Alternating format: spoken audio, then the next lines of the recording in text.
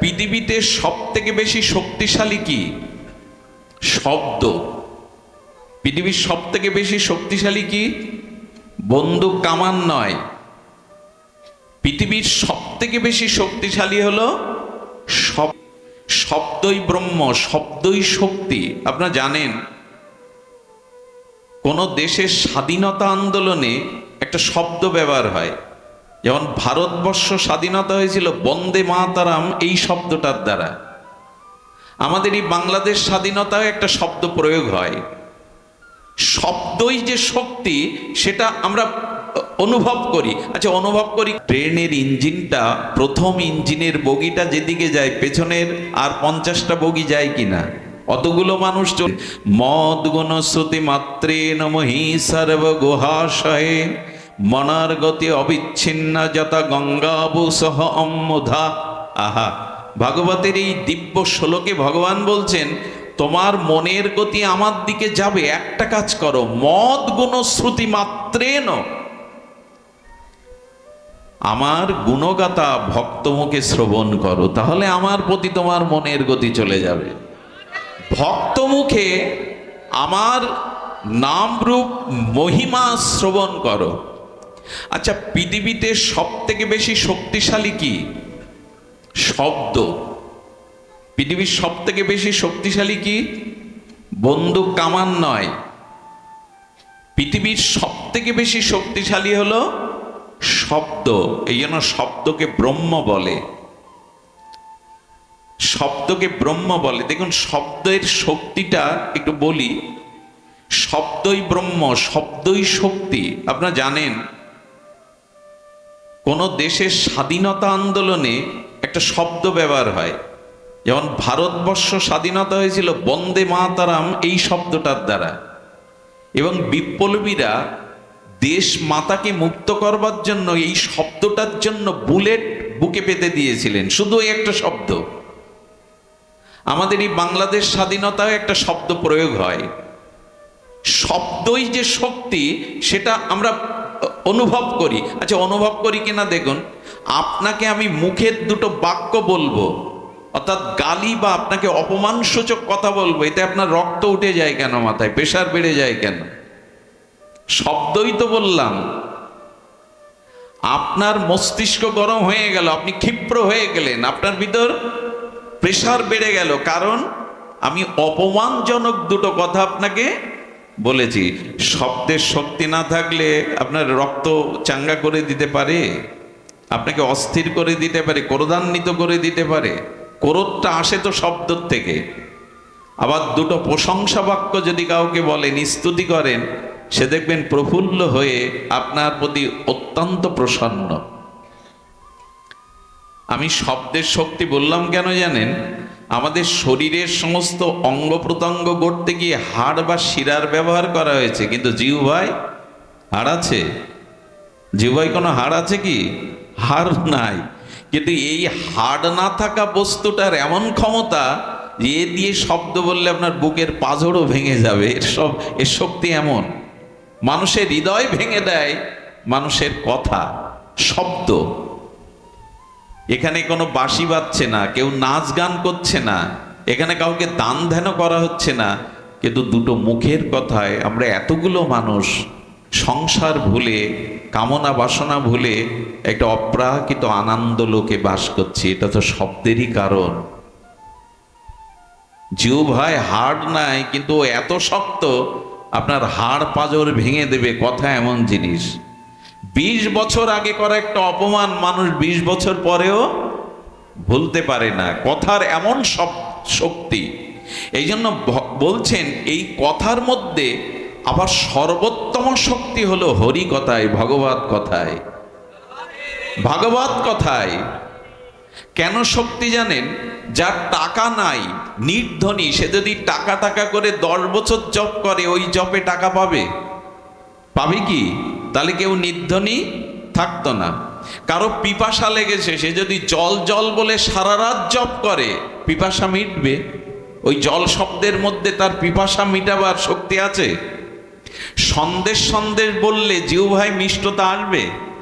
আসবে না। কারণ ওই শব্দগুলোর মধ্যে ওই বস্তুর অভাব আছে। কিন্তু কৃষ্ণ বললে, হরি বললে ওর মধ্যে হরি পাওয়া যাবে, ওর মধ্যে আনন্দ পাওয়া যাবে। কারণ টাকা শব্দের মধ্যে টাকা নাই, জল শব্দের মধ্যে জল তৃষ্ণা নিবারণকারী শক্তি নাই, কিন্তু হরির শব্দের মধ্যে, কৃষ্ণ শব্দের মধ্যেই কৃষ্ণ আছে। এই জন্য বলবো যে ভাগবত শ্রবণ করতে হবে। ভগবানের নাম রূপ লীলা শুদ্ধ ভক্তের মুখে, অনুরাগীর মুখে শ্রবণ করতে হবে। ওই শক্তি হৃদয়ে গেলে আপনার মনের গতি ভগবানে নিয়ে যাবে, নিয়ে যাবে। অনেকটা ট্রেনের ইঞ্জিনটা, প্রথম ইঞ্জিনের বগিটা যেদিকে যায়, পেছনের আর 50টা বগি যায় কিনা, অতগুলো মানুষ চলে যাচ্ছে। তেমনি আপনার মনের গতি ভগবানের দিকে যাবেই যাবে যদি ভগবত কথা হরি মদ গুণ শ্রুতি মাত্রেন। যদি আপনার কর্ণ দিয়ে ভগবানের নাম রূপ লীলা কথা প্রবেশ করে, আপনার মনের গতি ছুটবে। নদী যেমন বহুদূর সাগরে গিয়ে মিশে, না হলে তার শান্তি নাই, তেমন হরি কথা কর্ণ দিয়ে গেলে আপনার মনের গতি ভগবানের দিকে যাবেই যাবে। এই জন্য ভাগবত কথা একমাত্র একবার প্রশ্ন করা হয়েছিল, এক রাবণের জন্য রাম অবতার হলো। কথাটি খুব মার্মিক কথা, আমি বেশি সময় নেব না, শুনুন। রামচন্দ্র এসেছিলেন রাবণ বধের জন্য, কংস, শিশুপাল, জরাসন্ধ এদের বধের জন্য কৃষ্ণ এলো। হিরণ্যকশিপুর এলেন, নরসিংহদেব এলেন হিরণ্যকশিপুরকে বধ করার জন্য। আচ্ছা, মহাপ্রভু এলেন জগাই মাধায়ের উদ্ধারের জন্য। এখন প্রতি ঘরে ঘরে, প্রতি মহল্লাতেই রাবণ আছে, কংস আছে, জরাসন্ধ আছে। এখন কোন ভগবান আসবে এদের বধ করে সমাজে শান্তি প্রতিষ্ঠা করতে? এ প্রশ্ন জাগে না? গোবিন্দ বলেছেন যে যখন যখন ধর্মের গ্লানি হবে, তখন আমি অবতীর্ণ হয়ে সাধুদের পরিত্রাণ করব। শ্লোকটি সবার মুখস্থ, তাই না? ইয়াদা ইয়াদা হি ধর্মস্য গ্লানি, এটা আমরা বলি। কিন্তু যদি প্রশ্ন করা হয়, এখন কি অধর্ম হচ্ছে না জগতে? এখন কি আসরিক শক্তি বেড়ে যায়নি? এখন কি রাবণ কুম্ভকর্ণ আগে একটা ছিল, এখন তো ঘরে ঘরে তৈরি হয়েছে রাবণ কর্ণ। তো ভগবান তুমি এখন কোথায়? ঘুমাচ্ছ?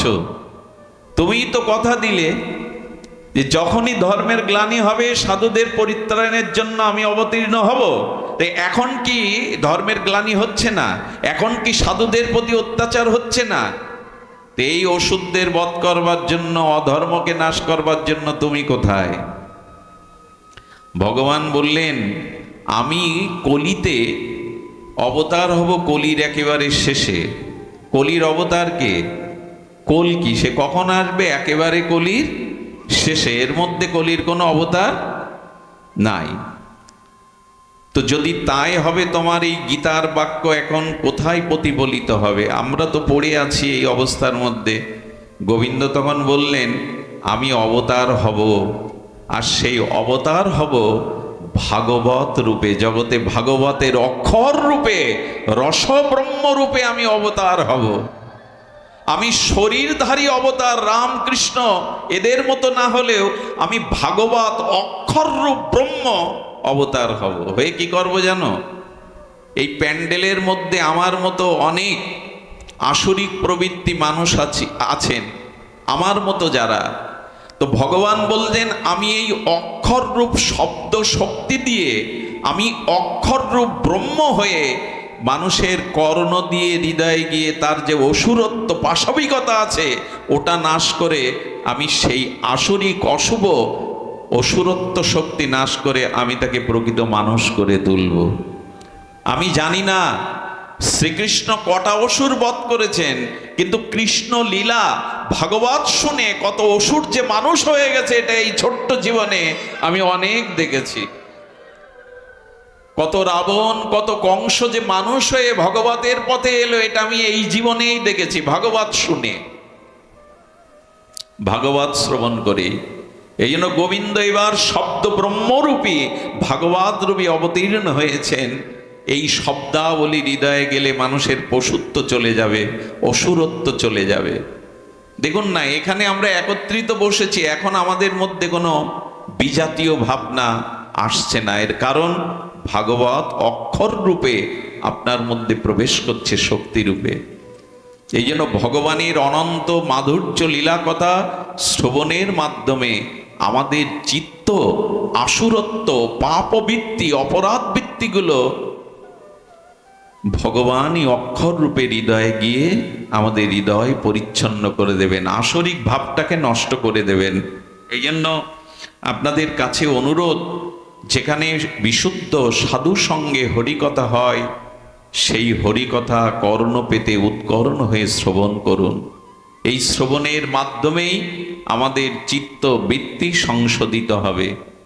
তবে হরিকথা শ্রবণ করতে হবে চিত্ত দিয়ে, শুধু বুদ্ধি, মন, কর্ণ না, চিত্তের মধ্যে আমাদের স্বভাব লুকানো থাকে।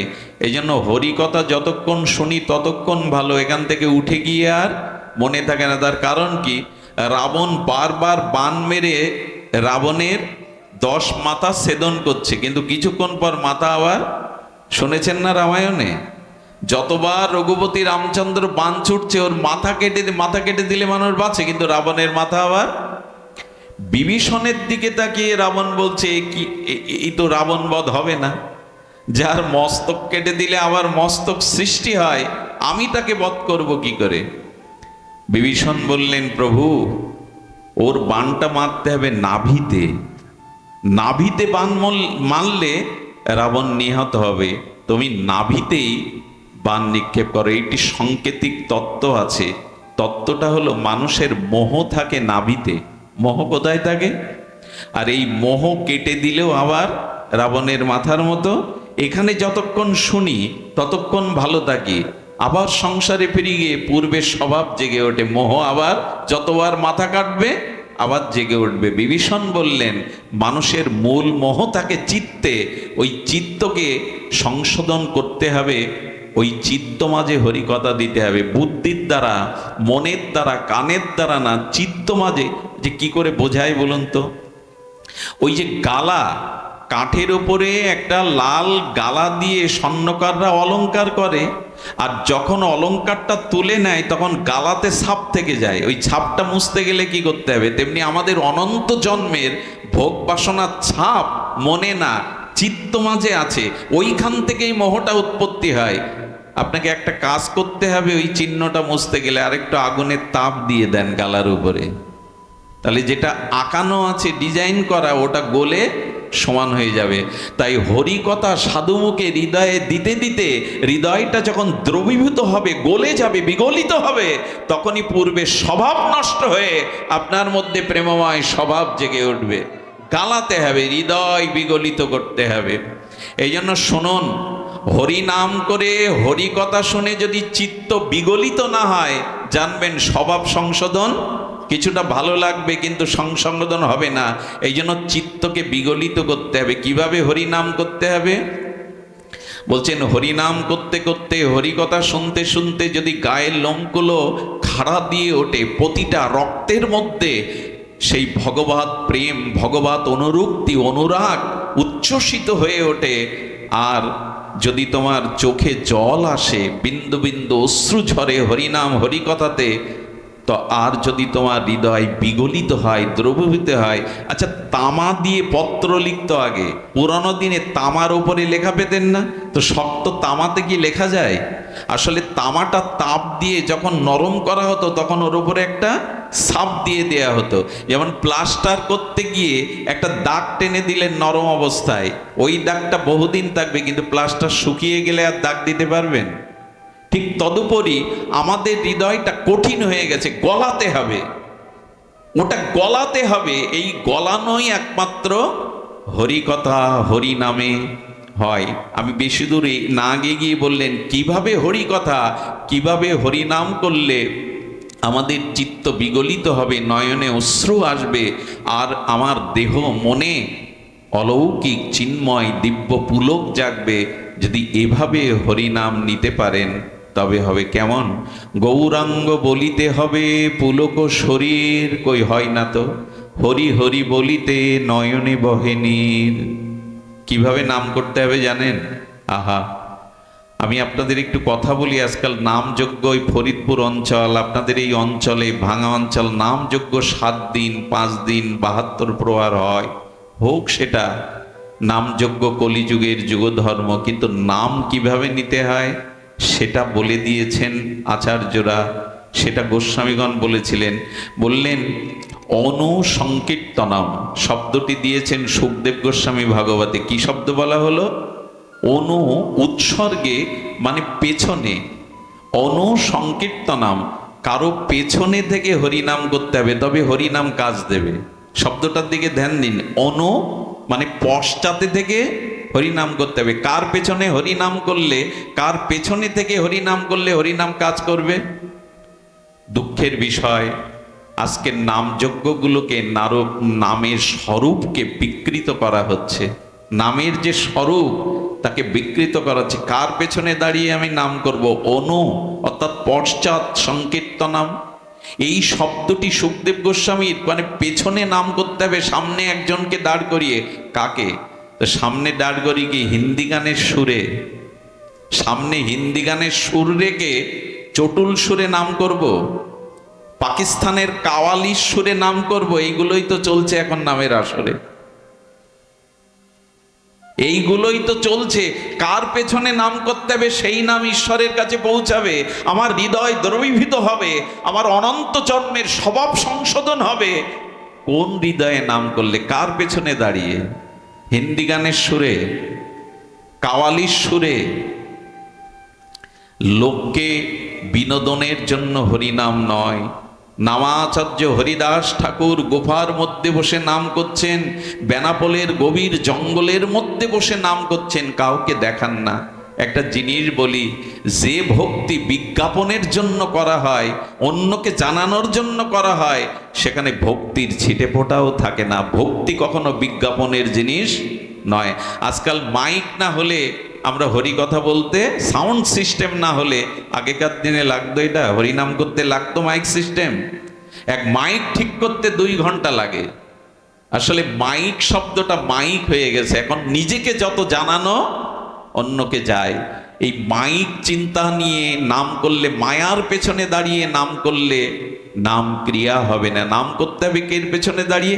আসলে নামের স্বরূপটাই আমরা বিকৃত করে রেখেছি।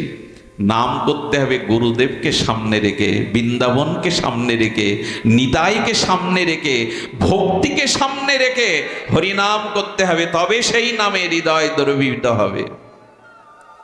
আহা, হৃদয় কখন বিগলিত হবে, নয়নে প্রেমশ্রু কখন আসবে, কণ্ঠ কখন রুদ্ধ হয়ে যাবে, যখন আপনি গুরুদেবকে সামনে রাখবেন, বৃন্দাবনকে সামনে রেখে নাম করবেন, নবদ্বীপকে সামনে রেখে মহাপ্রভু রাজানুলম্বিত অশ্রু সজল নয়নে দেখতে দেখতে নাম করবেন, ঠাকুর হরিদাসের দিকে তাকিয়ে নাম করবেন।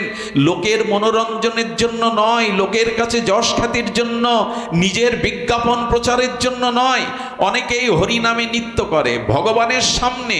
কেউ যদি ভগবানকে আনন্দ দানের জন্য নৃত্যকীর্ত করে, ভগবান তার কাছে বিক্রি হয়ে যায়। কিন্তু আমরাও তো নাচি, ভগবান কেন প্রেম দেন না? বলে নৃত্য করবার সময় লক্ষ্য রাখতে হবে, আমার এই নৃত্য কীর্তনের দ্বারা হরি প্রসন্ন হচ্ছে কিনা। আমরা নৃত্য করি ভগবানকে প্রসন্ন করার জন্য, না ক্যামেরার দিকে দৃষ্টি ফেরানোর জন্য? ক্যামেরা আমার দিকে যেই পড়লো আমি নাচতে শুরু করলাম, তার মানে আমার নৃত্যটা যাতে প্রচার হয়ে যায়। কি ভগবানকে আনন্দ দেওয়ার নৃত্য? আমার কথা কি বোঝা যায়? অনেকেই আগে মোবাইল আলাদা সেট করে রাখে নাচের আগে, যে এটা তুলে নাও, ছেড়ে দাও। এ নৃত্য কি ভগবানকে আনন্দ দেওয়ার জন্য, না আপনার প্রচারের জন্য? খবরদার, ভগবানের সম্মুখে তাকে আনন্দ দেওয়ার জন্যই যা কিছু চেষ্টা, নিজের বিজ্ঞাপনের জন্য এটি করা নয়। সুধীবৃন্দ, বলতে বলতে এসেছি যে ভগবানের কথাতে আর হরিনামে, ভগবানের কথাতে হরিনামে নয়নে অশ্রু, হৃদয় বিগলিত হলেই কেবল মোহ যাবে, আমাদের সংসার নাশ হবে, ক্ষয় হবে, আসক্তি ক্ষয় হবে। তবে এমন করে নাম, এমন করে অভিব্যক্তি কজনার হয়? সুধীবৃন্দ, মনে পড়ে সিদ্ধ বাবাজি মহারাজ সারা জীবন তার সেবক তাকে সেবা করেছেন। বাবাজি মহারাজ যখন অপ্রকট হবেন, নাম সিদ্ধ মহাপুরুষ, তখন তার সেবককে ডেকে বললে, কিরে, আমার জন্য ঘর ছেড়েছিস, দেহ সুখ ছেড়েছিস, সারা জীবন সেবা করেছিস, কিছু চেয়ে নে, আমি তো বিদায় নিচ্ছি। শোন, আমি তোকে স্বর্গ দিতে পারি, বৈকুণ্ঠ দিতে পারি, এই আশ্রমের তোর পদ প্রতিষ্ঠা সব দিতে পারি, বল কি চাই। শিষ্যটি সরল হয়ে বললেন, প্রভু, আমি যা চাইবো আপনি তা দেবেন না আমায়। বললেন, সারাটা জীবন আমার জন্য বিলিয়ে দিয়েছিস, আমি দেব, চেয়ে নে। বললেন, আমার মাথায় হাত দিন, আমি যা চাইবো দেবেন। বলে, তোর বিশ্বাস এলো না? আমি তোকে দিতে পারি, তোর বিশ্বাস? আচ্ছা ঠিক আছে, আমি কথা দিলাম। অনেকক্ষণ নীরব হয়ে গেছেন, চোখ দুটো ছলো ছলো হয়ে গেছে। বললেন, তবে দিন। আমি ছোটবেলা থেকে দেখেছি, আপনি যখন নিতাই বলেন, গৌর বলেন, তখন আপনার নয়ন দিয়ে প্রেমশ্রু বিগলিত হয়ে আপনার বুক ভেসে যায়। আমাকে ওইটাই দিন, আমি যেন নিতাই বললে, গৌর বললে চোখে জল আসে। আমি যখনই নিতাই বলবো, গৌর বলবো, যেন আমার চোখে প্রেমশ্রু বিগলিত হয়, আমার হৃদয় দ্রবীভূত হয়। আমাকে এই দিন। বাবাজি মহারাজ নীরব হয়ে তাকিয়ে আছে, মুখে কোনো কথা নেই। অনেকক্ষণ পর একটা নিঃশ্বাস ছেড়ে বলল, রে, আমার যা কিছু সম্পদ সব চেয়ে নিলি, আমার যা কিছু ছিল তুই নিয়ে নিলি, যা। আজ থেকে নিতাই বললে তোর চোখেও প্রেমাশ্রু আসবে, বিগলিত হবে হৃদয়। সেই থেকে উনি যখনই নিতাই বলতেন, গৌর বলতেন, ওনার নয়ন দিয়ে পিস্কারির ন্যায় গদগদ কণ্ঠে, রুদ্ধ কণ্ঠে এমনি করে প্রেমাশ্রু ভেসে যেত। এই জন্য হরি হরি বলিতে নয়নে বহে নীর। কবে তোমার জন্য আমার হৃদয় দ্রবীভূত হবে, কবে তোমার জন্য আমার চোখে দুপোটা প্রেমশ্রু আসবে। চোখের জল সংসারের জন্য ফেলে কোনো লাভ নেই, কেউ মূল্য দেয় না। চোখের জল যদি ফেলতেই হয়, গোপনে ভগবানের চরণে ফেলুন, এটির অনেক শক্তি। ভগবানের জন্য হা কৃষ্ণ বলে কাঁদুন, এ অনেক বুকটা হালকা হয়ে যাবে, অনন্ত জন্মের স্বভাব শোধন হয়ে যাবে। এই জন্য নবদ্বীপ লীলাতে, গৌর লীলাতে দেখেছি আমরা, মহাপ্রভু নিজে কাঁদছেন, আর কাঁদতে কাঁদতে জলযন্ত্র পিস্কারির ন্যায় মহাপ্রভুর পাশে যারা থাকতেন তারা স্নান হয়ে যেতেন, এত কাঁদতেন প্রভু। কান্নাটাই সার করে গৌর এসেছিলেন, বিষ্ণুপ্রিয়া দেবী এসেছিলেন, সচিমা এসেছিলেন। এ জগতে আমরা সংসারের জন্য ঘটি ঘটি কাঁদি, স্ত্রী পুত্র বিপদ রোগ শোকের জন্য। ভগবান বলে কবে কাঁদতে শিখব, গৌর বলে কবে কাঁদতে শিখব। এই জন্য ভগবানের কাছে প্রার্থনা করুন, ভগবানের কাছে প্রার্থনা করুন, প্রভু, পাথরের বুক চিরে, মর্মর কঠিন পাথরের বুক চিরে ঝর্ণা ঝরে, আমার বুকটা কি পাথরের থেকে কঠিন, যেখানে ভগবানের নামে চোখে জল ঝরে না? পাথরের মর্মর শক্ত পাথর ভেদ করে ঝর্ণা বেরোয়। আমি কি এতই অপরাধী যে কৃষ্ণ বললে আমার হৃদয় গলে না, নয়নে অশ্রু আসে না? অন্যকে দেখাবার জন্য না, ঘরে দোদ দিয়ে গোপনে যদি কৃষ্ণ বলে কাঁদতে পারেন না, অনেক জন্মের স্বভাব ধুয়ে যাবে, মুছে যাবে, হৃদয় দ্রবিত হবে। ভগবানের কাছে গোপনে কাঁদতে হয়। আমার মতো এই ভরা আসরে দাঁড়িয়ে অন্যকে মাতানোর জন্য নয়, আসরকে মনোরঞ্জনের জন্য নয়, গোপনে ভগবানের জন্য কাঁদতে হয়। মহাপ্রভু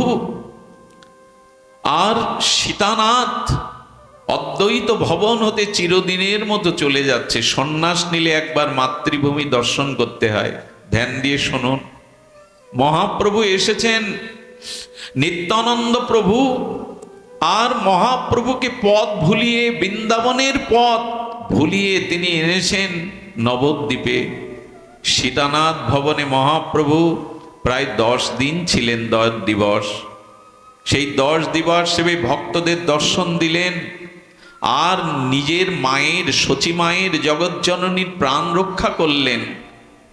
আর মহাপ্রভু তখন আর শান্তিপুর হতে নবদ্বীপের পথ ধরে চলে যাচ্ছে। একবার ভেবে দেখুন, এই মহাপ্রভু 24টা বছর নবদ্বীপে লীলায় ছিলেন। এই নবদ্বীপের প্রতিটি ধূলিকণা, আকাশ বাতাস মহাপ্রভুর লীলার সঙ্গে মহাপ্রভুর চিরচেনা। বেড়ে উঠেছেন, খেলেছেন, আনন্দ করেছেন, সংকীর্তন করেছেন এই মাটিতে। প্রভু আজ বিদায় নিচ্ছেন, আর বিদায় বেলা প্রভু বলছেন আর নবদ্বীপ কখনো দেখা হবে না। কারণ সন্ন্যাসী একবার মাতৃভূমিতে আসতে পারে, দ্বিতীয়বার আসতে পারে না। মহাপ্রভু নবদ্বীপের ধুলোর দিকে তাকিয়ে বলছেন, তোমার বুকে কত খেলেছি, তোমার বুকে কত অঙ্গ, এই ধুলি অঙ্গে মেখেছি। হে ধুলি, হে নবদ্বীপের ধুলি, আর তোমাদের সাথে আমার খেলা হবে না, অঙ্গে মাখা হবে না। সুরধনী ভাগীরথী গঙ্গার দিকে তাকিয়ে মহাপ্রভুর চোখ দিয়ে গঙ্গা ঝরঝর বলছে, কত তোমাতে অবগাহন করেছি, সন্তরণ করেছি, সাঁতার কেটেছি সাথীদের নিয়ে। হে গঙ্গা, আর তোমার বুকে কখনো সন্তরণ হবে না। তোমার বুকে আর এমনি করে সখাদের নিয়ে জলকেলি করতে পারবো না। বিদায় ভাগীরথী গঙ্গা, বিদায় নবদ্বীপের মাটি। কি বলবো আপনাদের, সমস্ত নবদ্বীপবাসীর প্রাণের ধন গৌরাঙ্গের বিদায়ে তাদের চোখ দিয়ে প্রেমাশ্রু হা গৌরাঙ্গ, হা গৌরাঙ্গ ধ্বনিতে আকাশ বাতাস মুখরিত হয়ে গেছে, যেন ভারী হয়ে গেছে। সেদিনের সে বর্ণনার ভাষা আমার নাই। গাছের শাখাগুলি, পাতাগুলো যেন নিচে নেমে এসে শোকাতুর হয়ে মহাপ্রভুর চরণ বদন দেখছেন। আর দেখবো না তোমায় গৌরহরি, আর তোমাকে কোনোদিন দেখবো না। এই যখন দশা, তখন ঘরের মধ্যে বিষ্ণুপ্রিয়া দেবী আড়ালে কাঁদছেন। কেন জানেন? প্রভু সন্ন্যাস নিয়েছেন, প্রভুর সামনে যাওয়ার আমার অধিকার নেই। প্রভু যে রমণী মুখ দেখবে না, স্ত্রী মুখ দেখবে না। বিষ্ণুপ্রিয়া ঘরের কোণে বসে যখন কাঁদছেন, একজন এসে বলছেন, কি রে অবাগিনী, সবাই পতিত পাবন লীলাতে তাকে দর্শন করে উদ্ধার হলো, কেবল তোর অনুমতি নেই। প্রিয়া তখন মনে মনে বলছেন, আমার প্রাণনাথ সারা জীবনের মতো চলে যাবে, আর নবদ্বীপে আসবে না। তার চরণ, তার বদন আর কখনো দর্শন হবে না। কি করব আমি? আমার তো যাওয়া নিষেধ প্রভুর সামনে। শেষ কথা চিন্তা করে বিষ্ণুপ্রিয়া দেবী ঘর থেকে সেই সমস্ত শোকে পাথর হয়ে গেছে। আর সে তো শুভ্র বসন আবৃত করে মহাপ্রভু তার বাটির সামনে, গৃহের সামনে দিয়ে চলে যাচ্ছেন। আর বিষ্ণুপ্রিয়া দেবী পথের ধুলাতে এসে ওইখানেই সাষ্টাঙ্গে মহাপ্রভুর পথ আঁকলে দাঁড়িয়েছে। মহাপ্রভু নিজের বাটির সামনে এসে গঙ্গাত্রে নিজের ঘর দেখে চোখে জল পেটছেন। তোমার কোলেই তো বড় হয়েছি, জন্মভূমি, এই গৃহেই তো আমি শশীকলার নাই বেড়েছি চিরবিদায়। মহাপ্রভুর খড়মটা বেঁধে গেল বিষ্ণুপ্রিয়ার অঙ্গে। কে তুমি? কে তুমি? এভাবে ধুলায় দূষারিত হয়ে শুয়ে আছো?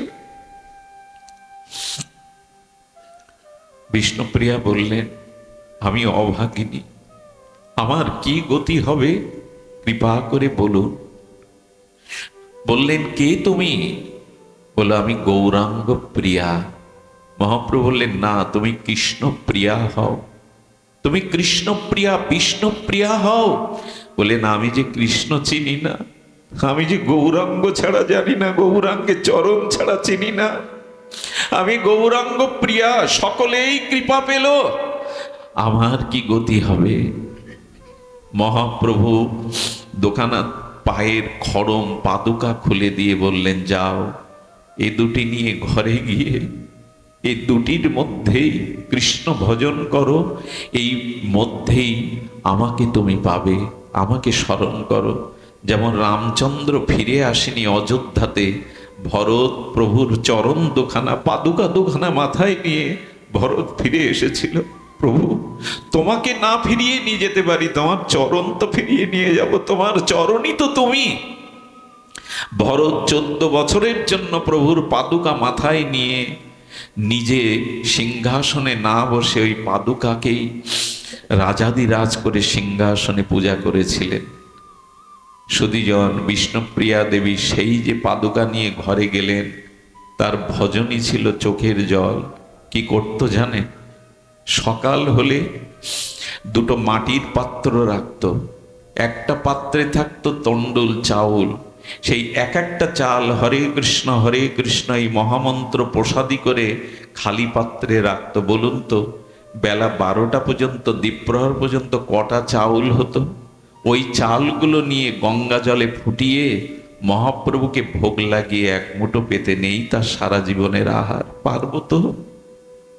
এরকম জীবের জন্য এত বিরহ পারবো তো? যতদিন শাশুড়ি মা বেঁচে ছিলেন, শাশুড়ির আঁচল তলে গঙ্গা স্নান করতে নেই মুখ বিষ্ণুপ্রিয়ার কেউ দেখতে পায়নি। আমি অভাগিনী, আমি প্রভুকে ধরে রাখতে পারিনি, মুখ দেখাতেন না। কাঞ্চনা সখী দেখছে প্রিয়াজি একটা ময়লা সাধারণ কাপড় পরে আছে। প্রিয়া, সাক্ষাৎ জগৎ লক্ষ্মী তুমি, তোমার রূপে জগৎ পুলকিত, তুমি বৈকুণ্ঠের অধীশ্বরী, তুমি কেন ময়লা কাপড় পরেছ? সখী কাঞ্চনা বললেন, এ তোমায় মানায় না। বিষ্ণুপ্রিয়া বললেন, যার প্রতি জীব উদ্ধারের জন্য সংসারের সমস্ত সুখ ত্যাগ করে গম্ভীরার মধ্যে রাত দিন কৃষ্ণ বলে কাঁদছেন, তার সহধর্মিণী হয়ে ভালো কাপড় পরা কি শোভা পায়? বিষ্ণুপ্রিয়া দেবী মহাপ্রভু চলে যাওয়ার পরে আর কোনো ভালো মলিন বস্ত্র ছাড়া পরেননি। খেয়েছেন ওই প্রসাদী চাউলের এক মুঠো সিদ্ধ। আর কি করতেন জানেন? আর ওই মহাপ্রভু খাটে ঘুমাতেন না, মেঝেতে গম্ভীরার মধ্যে ছোট্ট একটু ক্ষেত্রে পাটা প্রসারিত করে শয়ন করা যায় না, ওর মধ্যে মহাপ্রভু পড়ে থাকতেন। বিষ্ণুপ্রিয়া দেবীও পালঙ্কে বা খাট গ্রহণ করেননি, ধুলায় পড়ে থাকতেন। ভগবানের জন্য এই বিরহ না জাগলে আমাদের চিত্ত সংশোধন হবে না। ভগবানের জন্য চোখের জলই একমাত্র উপায় হৃদয়কে গলাতে। আজও কোনো বস্তু সিদ্ধ করতে গেলে তাকে তাপ দিতে হয়। এই চোখের জলের বিরহ তাপ কৃষ্ণ পেলাম না, ভজন হলো না, তোমার চরণে অনুরাগ এলো না, এই যে বিরহ তাপে দগ্ধীভূত চোখের অশ্রু জলে এই হৃদয় যেদিন বিগলিত হবে, সেই দিনই অনন্ত জন্মের স্বভাব সংশোধন হবে, তার আগে নয়। তবে এটি আশা বড় কঠিন। কার আসে জানেন? কৃষ্ণ বলে যে কাঁদতে শিখেছে, তার ছোঁয়ানিন ওই রোগ আপনারও হবে। ভগবানের জন্য ব্যাকুল হয়ে আরতিতে প্রেমে যিনি কাঁদতে শিখেছেন, যার হৃদয় ভগবৎ প্রেমে বিগলিত, তার সঙ্গ করুন, তার ওই ভাব আপনার ভিতরে সংক্রামিত হবে, ওই ভাব আপনার মধ্যেও সংক্রামিত হবে। এই জন্য কৃষ্ণ নাম নিতে নিতে যদি কণ্ঠ রুদ্ধ হয়ে যায়, চোখে প্রেমাশ্রু বিগলিত হয়, হৃদয় যদি দ্রবীভূত হয়, তবে অনন্ত জন্মের হৃদয়ের দুর্বাসনা আমাদের হৃদয় থেকে চলে যাবে। তাই ভগবানের কাছে একটা প্রার্থনা করবেন। এই প্রার্থনা করার আগে তাকে ভালোবাসুন। আমি দুটি পথের কথা বলেছিলাম, সংসারের বস্তুর থেকে সুখের আসক্তি ত্যাগ করা, আর দ্বিতীয় হলো ভগবানের চরণে অপ্রাকৃত মাধুর্যের সিন্ধু ভগবানের চরণে আসক্তি। বৃন্দাবনের ছোট্ট একটা ঘটনা বলেই আজকের পাঠ বিশ্রাম। এক বাবাজি মহারাজ ছিলেন, পুজো ছেড়ে তিনি কোথাও যাননি জীবনে, বৃন্দাবন ছেড়ে তিনি কোথাও যাননি। 108 বছর এই মহাত্মার বয়স। উনি প্রথম জ্ঞানী ছিলেন, জ্ঞানী থেকে বেদ অধ্যয়ন করতেন, ধ্যান করতেন, কিন্তু পরবর্তীতে ব্রজবাসীদের সঙ্গ পেয়ে, মহাত্মাদের সঙ্গ পেয়ে তিনি ভক্তিযোগে প্রবেশ করেন। আর ভক্তিতে তিনি গোপালকে তার শিশু জ্ঞানে, সন্তান জ্ঞানে গোপালের সাথেই তার সম্বন্ধ হয়। শীতে গোপালকে বুকের মধ্যে রাখেন, সকলে ননি খাওয়ান, তাকে খেলনা কিনে দেন, তার সাথে পিতা পুত্রের সম্পর্ক। এই করতে করতে 108 বছর যখন বয়স, তখন তার মনে একবার হলো আমি গঙ্গা কখনো দেখিনি, বদ্রিকাশ্রমে কখনো যাইনি, অন্য কোনো ধামে দ্বারকায় যাইনি, মিথিলায় যাইনি। আমার একটু ইচ্ছা হয়েছে আমি তীর্থ ভ্রমণে যাব। গোপাল হৃদয় থেকে বলছেন, বৃন্দাবন ছেড়ে কোথাও যেও না, ব্রজ ছেড়ে তুমি কোথাও যেও না। সবাই বলছে, বাবা আপনি যেতে চেয়েছিলেন, বলে আমার গোপাল নিষেধ করেছে, আমি কোথাও ব্রজ ছেড়ে যাব না। ব্রজ ছেড়ে তিনি যাননি, ওই ব্রজেই যেদিন দেহত্যাগ করলেন, বাবাজি মহারাজরা তাকে শ্মশানে দাহ করার জন্য যখন নিয়ে গেল, হঠাৎ একটা ৬-৭ বছরের বালক এসেছে, এটা বেশি দিন আগের ঘটনা না। এসে বললেন, উনি আমার পিতা হন, উনি আমার পিতা হন, আমি ওনার সন্তান। উনি গঙ্গা স্নান করতে চেয়েছিলেন, আমি তাকে যেতে দেইনি। এই দেখো আমি গঙ্গা জল এই কলসিতে ভরে এনেছি আমার বাবাকে স্নান করাবো বলে। সেই গঙ্গা জল দিয়ে ওনার পিতাকে স্নান করাচ্ছেন, চোখের জলে স্নান করিয়ে চন্দন পরিয়ে দিলেন, মালা পরিয়ে দিলেন, দিয়ে তাকে চিতায় দিয়ে মুখাগ্নি করে চোখের জলে কাঁদতে কাঁদতে আর বালকটা অদৃশ্য হয়ে গেল। ওইখানে যারা ছিলেন তারা বলছেন, আমাদের মাথা কি খারাপ হয়ে গেছে, বাবা তো বিবাহ করেননি, 108 বছরের সন্ন্যাসী, ওনার 108 বছরের বয়সের কখনো 6 বছরের সন্তান নাই, কে এই ছেলেটা, আমাদের মাথায় কেন এই বুদ্ধি এলো না? গোবিন্দ যেন বললেন, আমি তোমাদের বুদ্ধিকে মোহ করে রেখেছিলাম বাবার কাজ করব বলে। গঙ্গা স্নানে আমি তাকে যেতে নিষেধ করেছিলাম ব্রজ ছেড়ে, তাই আজ গঙ্গা স্নান করিয়ে তাকে মুখাগ্নি